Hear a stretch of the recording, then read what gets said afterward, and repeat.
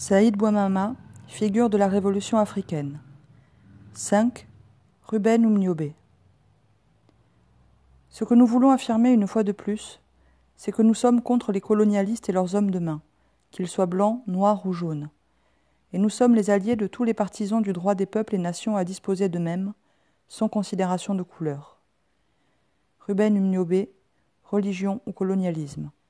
Avril 1955. La trajectoire d'Aimé Césaire marque le passage de l'affirmation identitaire à la prise de conscience nationale.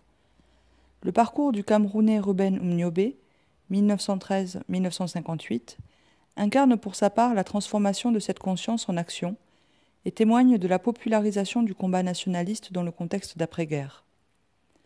La formation politique qu'il reçoit au sein du cercle d'études marxistes, l'expérience syndicale, la croyance profonde dans la force du droit international et de l'ONU, et l'attachement à la non-violence sont autant de dimensions étroitement liées aux nouvelles possibilités ouvertes par la défaite du nazisme. La force du droit international. Le Cameroun est un pays libre. Oumniobé voit le jour en 1913, la même année qu'Aimé Césaire, dans un Cameroun sous protectorat allemand. Les rois Douala ont en effet signé en 1984 avec les Allemands un traité dans lequel ils abandonnent totalement aujourd'hui leurs droits concernant la souveraineté, la législation et l'administration de leur territoire. Les frontières du protectorat ainsi fondé sont l'objet de négociations à la conférence de Berlin, 1885. Une série d'accords avec la France et la Grande-Bretagne s'ensuit, qui stabilisent dès 1901 les frontières du territoire. Mais la défaite allemande pendant la Première Guerre mondiale met le Cameroun dans une situation juridique nouvelle. Ce que Ruben Oumniobé résumera ainsi lorsque, quelques décennies plus tard, il défendra à la tribune de l'ONU la cause de l'indépendance du Cameroun. Au moment où se termine la guerre de 1914-1918, le Cameroun ne se trouve lié ni par un acte de colonisation antérieur, ni par un acte de protectorat, l'accord conclu avec les Allemands ayant expiré en 1913. Ainsi donc, juridiquement, le Cameroun est un pays libre à la fin de la Première Guerre mondiale. La position de la France et de la Grande-Bretagne est bien différente au sortir de la Grande Guerre. Victorieuses des Allemands, les deux puissances coloniales souhaitent en effet annexer la partie du Cameroun que le conflit les a amenés à occuper. Mais cette ambition se heurte à la politique des États-Unis. Le président Woodrow Wilson prononce le 8 janvier 1918 devant le Congrès américain une déclaration en 14 points détaillant les buts de guerre des États-Unis. Le point 5 préconise un arrangement librement débattu, dans un esprit large et absolument impartial, de toutes les revendications coloniales, basé sur la stricte observation du principe que, dans le règlement de ces questions de souveraineté, les intérêts des populations en jeu pèseront d'un même poids que les revendications équitables du gouvernement, dont le titre sera à définir. En cohérence avec sa déclaration et en opposition avec les ambitions annexionnistes des Britanniques et des Français, Wilson défend le principe d'une internationalisation, sous la forme d'un mandat de la Société des Nations, des anciennes colonies allemandes. L'administration des territoires sous mandat est finalement confiée aux puissances coloniales, faisant de ce fait de l'internationalisation un camouflage de la colonisation pure et simple.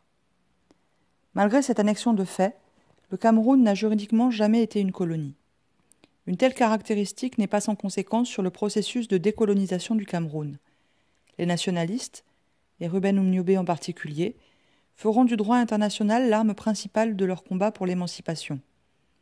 De même, le partage du Cameroun entre Britanniques et Français les conduit à proposer en 1955 de reprendre l'orthographe allemande du territoire Cameroun, avec un K, de façon, comme l'explique Oumniobé, à marquer l'opposition des populations à la division arbitraire de notre pays, division qui a malencontreusement donné lieu aux appellations Cameroun ou Camerouns, suivant qu'on avait affaire à la domination française ou à la domination anglaise. Oumniobé fréquente les écoles presbytériennes dans la partie occupée par la France d'un Cameroun divisé. Il fait partie de cette minorité d'indigènes ayant accès à la scolarisation. Fils de paysan, il sera par la suite promu fonctionnaire, d'abord dans le domaine des finances, ensuite dans l'administration judiciaire. L'après-Seconde Guerre mondiale se traduit au Cameroun, comme dans les autres colonies françaises, par l'obtention de nouveaux droits. droit de se syndiquer et de fonder des partis politiques, suppression du travail forcé et du régime de l'indigénat, etc. Mais de la reconnaissance d'un droit à sa mise en pratique effective, il y a généralement, en situation coloniale, une longue période au cours de laquelle les indigènes sont contraints de se battre. Le régime de l'indigénat subsiste ainsi plusieurs années après son abrogation officielle. Ces nouveaux droits accélèrent cependant la prise de conscience chez les jeunes évolués camerounais. Une prise de conscience syndicale, puis nationale. Du syndicalisme au nationalisme. Cette prise de conscience est en outre facilitée par une poignée d'anticolonialistes blancs installés aux colonies. Membres du PCF, ceux-ci suivent en effet la consigne de leur parti, en 1943, de mettre en place des groupes d'études communistes, GEC, dans les territoires où ils sont installés. En septembre 1945, le secrétariat du PCF fixe 3 objectifs à ces groupes. Agir auprès des Africains, constituer des syndicats regroupant Africains et Européens, et constituer dans chaque territoire un parti progressiste africain. Un GEC se met en place à Yaoundé de juin 1944 à septembre 1945, sous le nom de Cercle d'études marxistes. Il est fondé par l'instituteur communiste et syndicaliste Gaston Donat et l'artiste communiste Maurice Méric.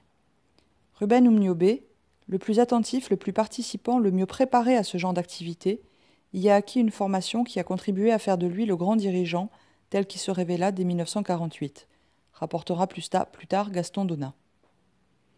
La question syndicale est bien entendu abordée dans les réunions du cercle. Avant même la parution du décret autorisant la syndicalisation, la séance du 28 juillet 1944 est consacrée à ce thème. La mise en œuvre pratique est immédiate. Le 18 décembre 1944 est fondée l'Union des syndicats confédérés du Cameroun, qui s'affilie à la CGT. La mobilisation est intense, et comme le relève l'ex-militante Marie-Irène Ngapé Biong dans ses mémoires, Ruben Umniobé se révèle un propagandiste hors pair. Calme et plein de dynamisme, ce jeune militant syndicaliste, Ruben Umniobé, s'attelle à l'organisation méthodique des travailleurs. Il les regroupe par secteur d'activité. Très tôt, il gagne la confiance d'un grand nombre de travailleurs et la CGT s'implante profondément dans tous les secteurs, et particulièrement dans le secteur dominant de la paysannerie, qui représente les 95% de la population active camerounaise. En situation coloniale, la question sociale débouche presque naturellement sur la question nationale. En témoigne la manifestation que les syndicats organisent le 8 mai 1945 à Yaoundé, capitale administrative du territoire. Devant la banderole appelant à enterrer dans un même geste le nazisme, le racisme et le colonialisme, les colons blêmissent. Les Européens, voyant passer les Camerounais avec une telle banderole, n'eurent pas la larme à l'œil, mais furent choqués, scandalisés. Ils sentaient bien qu'il y avait quelque chose de changé dans leur chasse gardée. Si les colons sont choqués, les indigènes, eux, ne supportent plus les discriminations racistes, en particulier en matière salariale. En exigeant l'égalité de traitement, les travailleurs camerounais se confrontent au colonialisme. Aux revendications salariales, résume l'historien Martin-René Atangana, ne tardèrent pas à se conjuguer celles remettant en cause les relations d'autorité entre l'administration française et les populations camerounaises. La revendication prenait ainsi un tour anticolonialiste. Gaston Donat date de la mi-mai 1945 la discussion au sein du Cercle d'études marxistes, rebaptisé Cercle d'études sociales et syndicales, portant sur la création d'un mouvement national camerounais avec comme objectif l'indépendance. 2 facteurs accélèrent ensuite le développement d'une conscience nationaliste chez les militants. Le premier est la répression à Douala en septembre 1945 d'une grève des cheminots qui s'étend rapidement à tous les secteurs d'activité et aux nombreux chômeurs qui peuplent la capitale économique du Cameroun. Les colons, auxquels l'administration distribue des armes, tirent sur une manifestation la faisant dégénérer en émeute. Les Européens se mirent à tourner dans Douala, explique l'historien Richard Joseph, spécialiste du mouvement national camerounais. Et la suite ne peut être décrite que comme un massacre, les 8 morts et les 20 blessés du rapport officiel ne reflétant certainement pas la réalité. Les Blancs utilisèrent même un avion, duquel ils mitraillèrent les émeutiers. Les dizaines d'assassinats de septembre 1945 cimentent le nationalisme de nombreux jeunes Camerounais. L'expulsion vers la métropole des militants français de l'USCC, dans les semaines qui suivent les événements de septembre 1945, accélère le transfert des postes de responsabilité syndicaux aux jeunes militants camerounais. Oumniobé devient secrétaire général de l'USCC en 1947. L'expérience syndicale a préparé ces jeunes militants au combat pour l'indépendance. Le second facteur qui favorise la cristallisation du sentiment national au Cameroun après-guerre est la création du Rassemblement démocratique africain, RDA. Ruben Oumniobé participe, en tant que secrétaire général de l'USCC, au premier congrès du nouveau parti panafricain qui se tient à Bamako en octobre 1946. Tandis que l'Ivoirien Félix Houphouët-Boigny occupe le poste de président, Oumniobé devient un des vice-présidents du mouvement. De retour au Cameroun, il se met au travail pour fonder un mouvement national en lien avec la dynamique du RDA. C'est dans ce cadre que sera fondée, en avril 1948, l'Union des populations du Cameroun, UPC, dont Oumniobé devient le secrétaire général et la figure emblématique quelques semaines plus tard. Ne pas agir par le sommet. Son parcours au sein du cercle d'études sociales a convaincu Oumniobé de l'importance de la formation aussi bien des cadres politiques que des masses populaires. Quant à son expérience syndicale, elle lui a fait comprendre qu'il existe une articulation intime entre le combat politique, collectif et général, et la défense des intérêts matériels et immédiats. L'attention aux conditions matérielles de vie des classes populaires urbaines et rurales est une constante de la pensée politique d'Oumniobé. S'il est un des premiers leaders politiques, en Afrique subsaharienne francophone, à avancer aussi nettement le mot d'ordre d'indépendance, jamais il ne sépare la perspective indépendantiste du combat pour les revendications immédiates. C'est en partant des préoccupations immédiates des populations qu'Oumniobé fait progresser chez elles la conscience nationale, c'est-à-dire la conscience d'appartenir à une communauté de situation et de destin. Comme le souligne l'historien Louis Ngongo, le syndicaliste est toujours présent dans l'homme politique.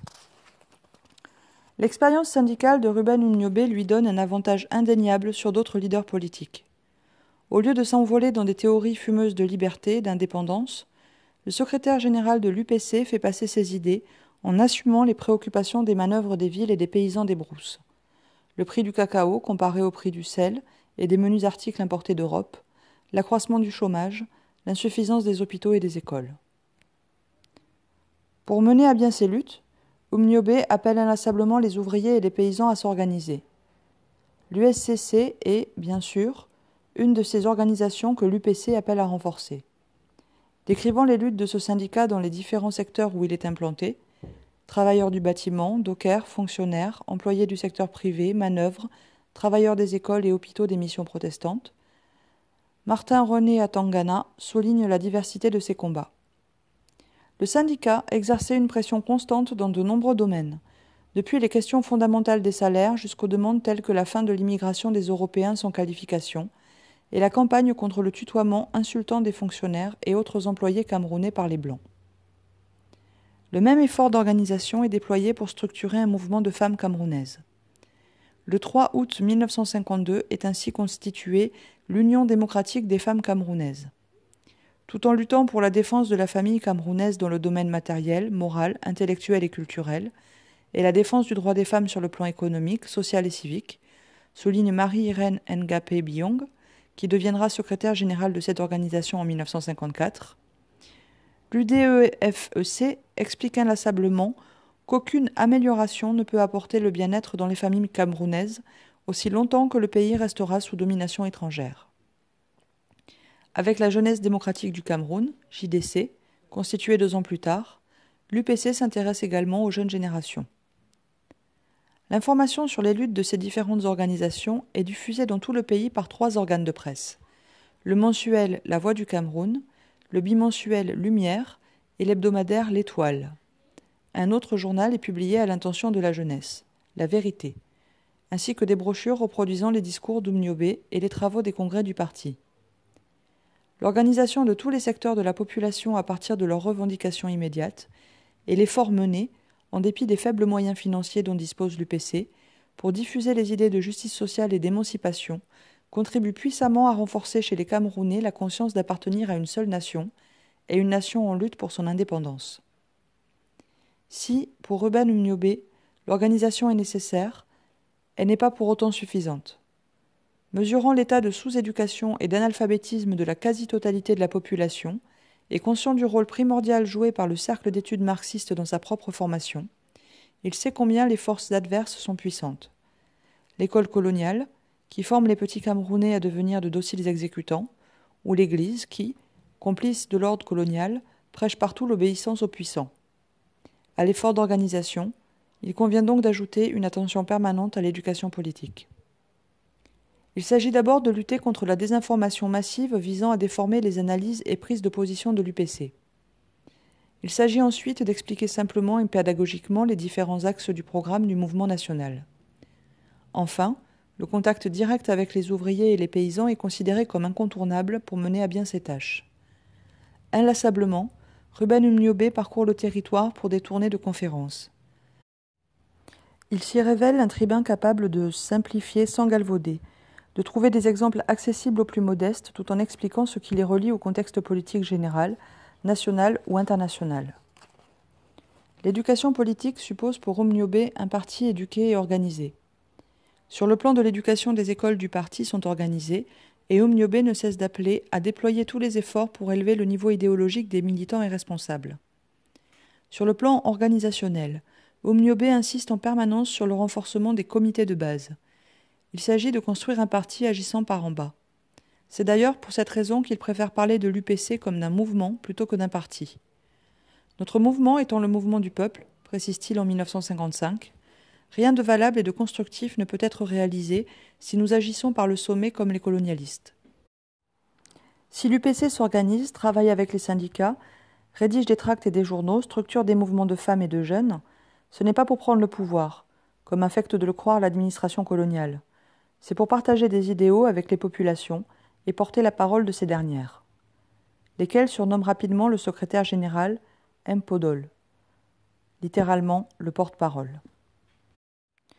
Émancipation sociale et indépendance nationale. Attentif à ne jamais dissocier les aspirations populaires immédiates et la défense d'intérêts collectifs généraux, l'Union des populations du Cameroun n'a cessé d'insérer la revendication d'indépendance nationale dans le triptyque qu'elle constitue avec la justice sociale et la réunification de l'ex-Cameroun allemand, injustement fractionné. Indépendance, réunification et justice sociale resteront les lignes directrices dans la pensée et dans l'action politique d'Umniobé jusqu'à son assassinat en 1958. Rappelons que l'UPC est une des premières organisations à revendiquer l'indépendance en Afrique subsaharienne, le politologue Jean-François Bayard souligne le rôle central que joue cette formation politique dans l'Afrique française d'après-guerre. Elle ouvrit la voie à l'émancipation du Cameroun, mais, par-delà, également à celle de l'Afrique noire francophone.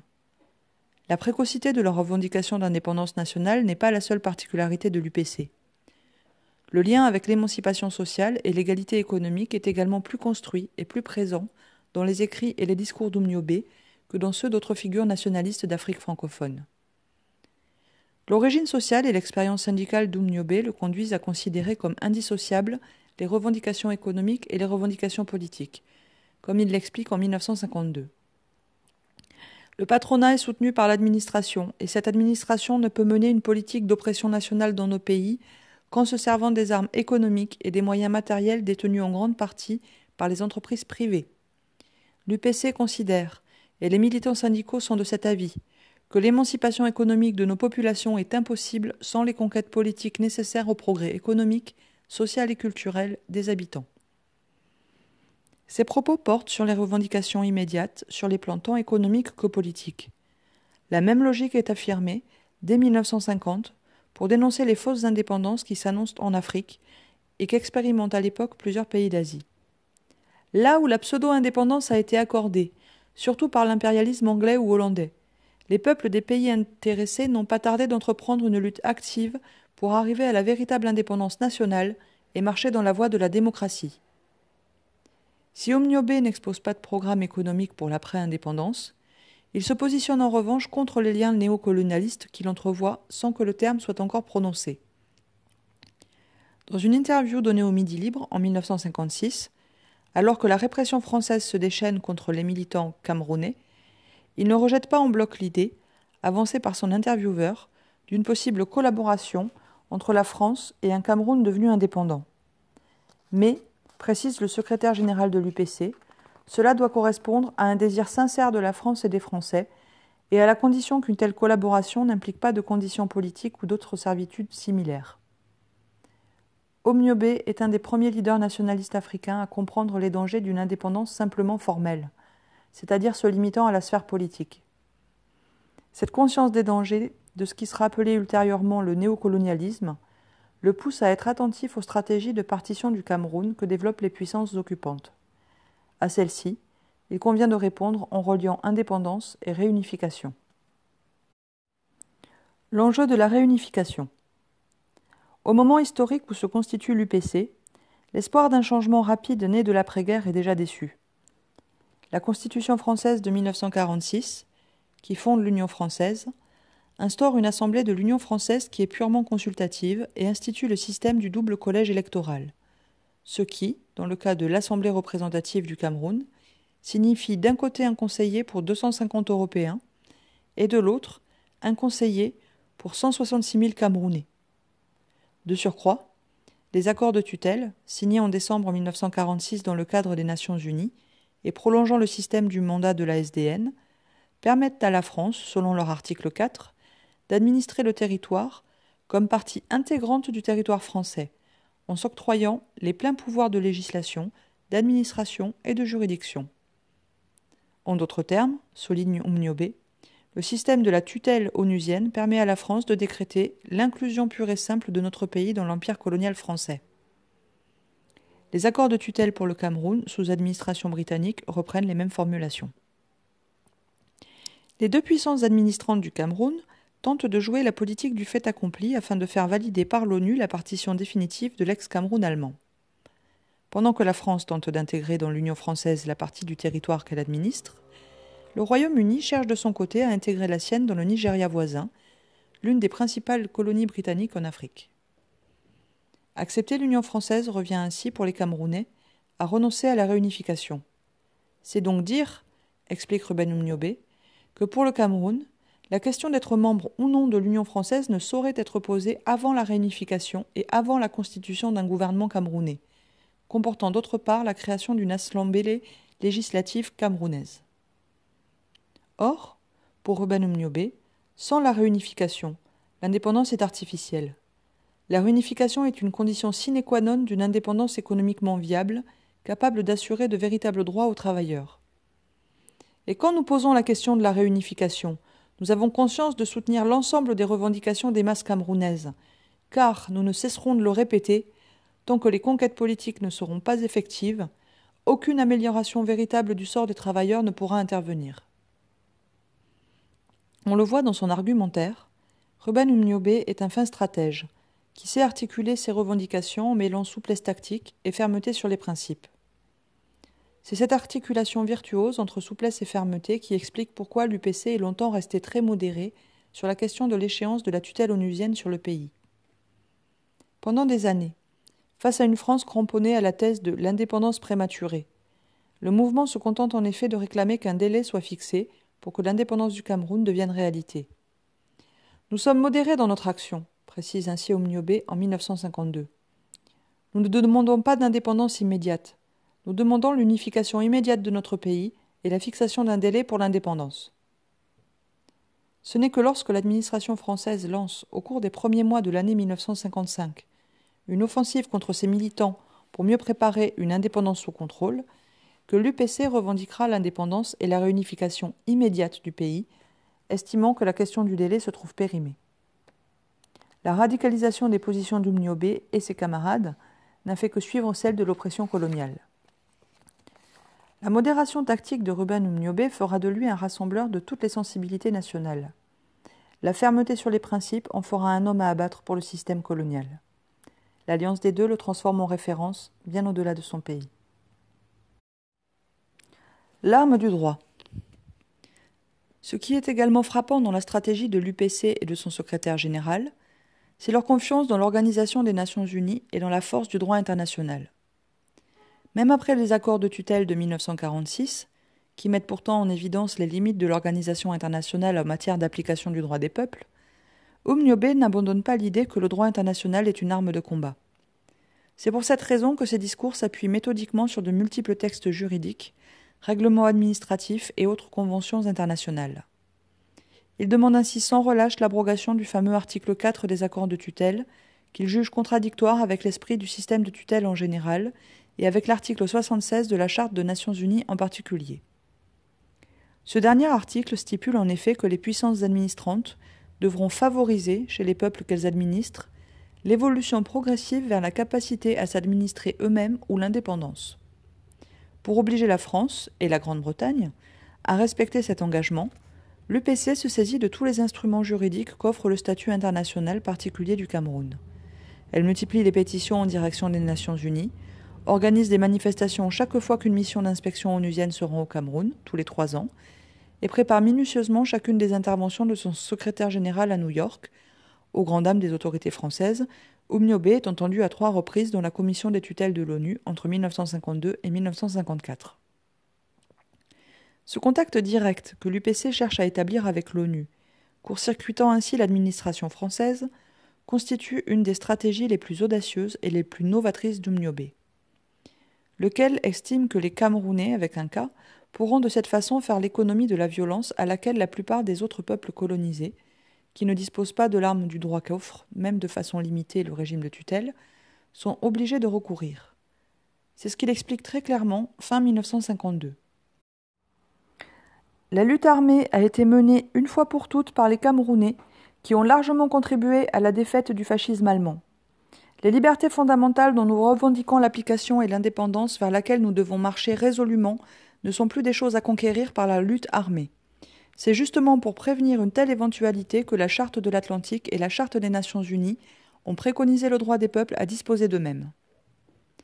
S'il sait faire preuve de souplesse tactique, parce qu'il pense que c'est la meilleure manière d'atteindre les objectifs qu'il s'est fixés, Oumniobé n'est pas pour autant un naïf.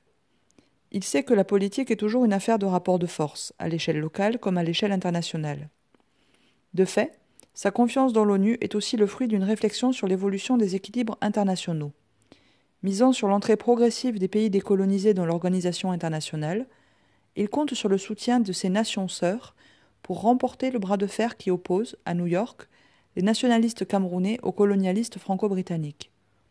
D'où cette vision très optimiste qu'il expose en janvier 1954. Mon impression sur les Nations Unies est que la constitution d'un bloc arabo-asiatique représente, avec le groupe soviétique et les démocraties populaires, un atout sérieux pour les pays non autonomes, notamment les pays sous tutelle.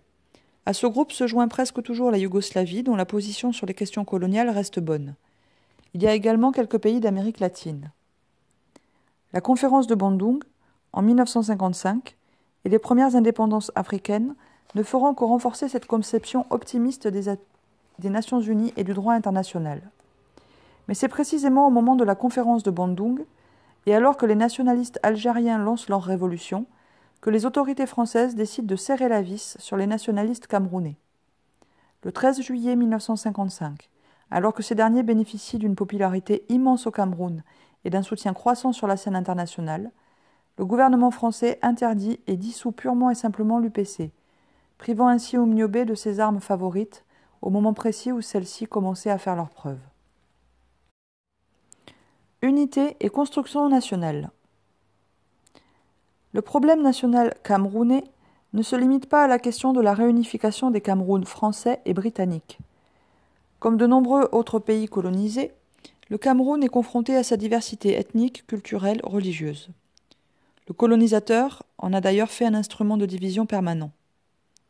Les réflexions d'Oumniobé sur l'unité et la construction nationale restent encore aujourd'hui d'une actualité brûlante. En réaction au viol colonial, les colonisés valorisent toutes les mémoires et les résistances antérieures à la colonisation. En réaction également, s'enclenche une accélération du processus de construction nationale. Confrontés à la même spoliation, les ethnies et tribus qui se percevaient comme différentes, voire opposées, tendent à se percevoir comme appartenant à une même entité qui transcende les formes antérieures d'identification. Le colonisateur, pour sa part, légitime entre autres, sa présence par la négation d'une réalité nationale viable. Pour contrer l'UPC, la propagande française tente rapidement de susciter des oppositions africaines à l'UPC, c'est-à-dire de trouver des Africains dociles, prêts à s'opposer aux nationalistes et à légitimer le système colonial. Ruben Oumniobé sera un penseur de la construction nationale et un adversaire du tribalisme. Il y a ainsi dans ses écrits une critique acérée de tous les intégrismes ethniques ou régionalistes. Le secrétaire général de l'UPC inscrit son analyse de la catégorie tribu dans une perspective historique. Le tribalisme est l'un des champs les plus fertiles des oppositions africaines. Nous ne sommes pas des détribaliseurs, comme d'aucuns le prétendent. Nous reconnaissons la valeur historique des ethnies de notre peuple. C'est la source même d'où jaillira la modernisation de la culture nationale. Mais nous n'avons pas le droit de nous servir de l'existence des ethnies comme moyen de lutte politique ou de conflit de personnes. L'avenir, poursuit-il, n'est pas dans le tribalisme, mais dans le cadre d'une nation unie qui est le seul à même de réussir la décolonisation et d'assurer un développement réel. Une telle situation nous impose comme condition première de rompre avec un tribalisme périmé et un régionalisme rétrograde, qui à l'heure actuelle comme dans l'avenir, représente un réel danger pour la promotion et l'épanouissement de cette nation camerounaise. La même approche politique et non ethnique de la nation conduira Ruben Umniobé à ne jamais inscrire son combat dans une optique racialiste. S'il dénonce les discriminations subies par les Noirs dans le cadre du système colonial, il n'en conçoit aucune haine vis-à-vis des peuples des pays colonisateurs. La lutte vise le système colonial et non les Blancs, rappelle-t-il inlassablement. Dans un discours tenu le 17 avril 1955 devant des milliers de personnes, il répond ainsi à la hiérarchie catholique qui, de concert avec l'administration coloniale, accuse l'UPC de racisme. Ce que nous voulons affirmer une fois de plus, c'est que nous sommes contre les colonialistes et leurs hommes de main, qu'ils soient blancs, noirs ou jaunes, et nous sommes les alliés de tous les partisans du droit des peuples et nations à disposer d'eux-mêmes, sans considération de couleur. Utilisant les acquis de son éducation dans les missions protestantes, il déconstruit pas à pas l'instrumentalisation coloniale de la religion afin de légitimer l'exploitation coloniale. Il retourne ainsi les arguments de l'adversaire en insérant les textes bibliques et Dieu lui-même dans la tradition d'émancipation dans laquelle se situent les mouvements anticolonialistes. Nous avons appris que chacun répondra à Dieu pour son propre compte. Nous en faisons notre principe. C'est pour cela que nous considérons la question religieuse comme une question personnelle, devant laquelle chaque individu prend personnellement position. Mais si pour la vie d'au-delà des morts, chacun reprendra pour son compte, les Camerounaises et Camerounais doivent comprendre que tous nous répondrons devant l'histoire sur notre attitude à l'égard des revendications nationales du peuple camerounais. C'est pourquoi catholiques, protestants, musulmans, fétichistes et non-croyants, nous devons nous unir et agir ensemble pour hâter l'unification et l'indépendance du Cameroun. Au-delà de l'aspect polémique d'un tel raisonnement, on ne peut qu'être frappé, au regard des multiples divisions ethniques ou religieuses suscitées ou instrumentalisées aujourd'hui par le néocolonialisme, par l'étonnante modernité des conceptions d'Umniobé. La même intelligence apparaît dans la réponse qu'il formule à ceux qui taxent l'UPC de communisme. Accusation très puissante en ces temps de guerre froide.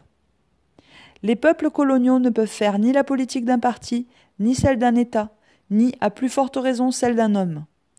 Les peuples coloniaux font leur propre politique, qui est la politique de libération du joug colonial. Et dans leur lutte pour cet objectif si noble, les peuples coloniaux observent et jugent. Ils observent les gouvernements, les partis, les personnages, les organes de presse, non sur leurs idéologies et leurs programmes, mais seulement et seulement sur leur attitude à l'égard des revendications des populations de nos pays. Voilà la position de l'Union des populations du Cameroun au service du peuple camerounais. La question de la violence. Umniobé espère une décolonisation progressive, pragmatique, telle qu'elle est envisagée dans les colonies britanniques. Ce n'est qu'en raison du refus obstiné du colonialisme français d'envisager la moindre évolution vers l'indépendance qu'Umniobé et ses camarades se résolvent à envisager la violence comme forme de lutte.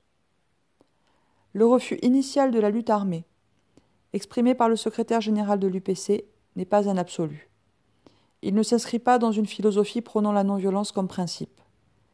C'est dans son analyse des rapports de force, internes et internationaux, que s'enracine son choix d'une lutte pacifique. Umniobé reconnaît la légitimité de la lutte armée ailleurs sur la planète. En avril 1950, il exprime son soutien au combat du peuple vietnamien. Dans les pays coloniaux, la lutte de libération nationale prend les formes les plus diverses. Pour mieux comprendre la nécessité de cette lutte, je me référerai surtout aux pays coloniaux dépendant de l'impérialisme français. Depuis 4 ans, Le peuple vietnamien mène une lutte héroïque pour son indépendance nationale. Ceci parce que les colonialistes n'ont pas respecté les accords de mars 1946 qui reconnaissaient l'indépendance du Vietnam. La position de soutien est la même en ce qui concerne la lutte du peuple algérien, que l'UPC approuve hautement parce qu'il s'agit d'une lutte de justice et de dignité. Mais en ce qui concerne le Cameroun, comme on l'a vu, Omniobé estime que l'UPC peut et doit faire l'économie d'une lutte armée, car il sait que le pays n'en a pas les moyens et surtout n'y a pas intérêt. Reste qu'à partir de 1955, lorsque la France, paniquée par la popularité croissante des mots d'ordre nationalistes, décide d'interdire l'UPC et pourchasse ses responsables devenus subitement hors la loi, la question de la violence se pose à nouveau au sein du mouvement. S'ils affirment toujours vouloir arriver à l'indépendance sans verser une seule goutte de sang, les dirigeants nationalistes se trouvent piégés par la stratégie de violence adoptée par l'administration française. Se battre ou se soumettre. Confrontés à ce dilemme, une partie des cadres UPCistes se rapproche de l'administration française et s'engage dans la voie de la réforme. D'autres, à l'instar du président de l'UPC, Félix Moumié, s'envolent rapidement vers l'Égypte de Gamal Abdel Nasser, le Ghana de Kwame Nkrumah et la Guinée d'Ahmed Sékou Touré pour trouver des soutiens à la révolution armée. Omniobé, pour sa part, tente pendant plusieurs mois d'éviter le pire et d'obtenir le retour de l'UPC dans la légalité.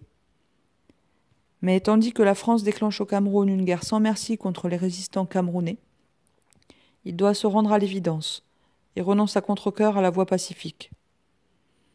Les heures de la patience sont comptées, admet-il en novembre 1956, alors que la France organise des élections truquées pour écarter définitivement les anti-français de la scène politique et faire valider par les électeurs camerounais la stratégie française définie par la loi cadre de fer. Un mois plus tard, l'UPC met sur pied ses premières structures armées.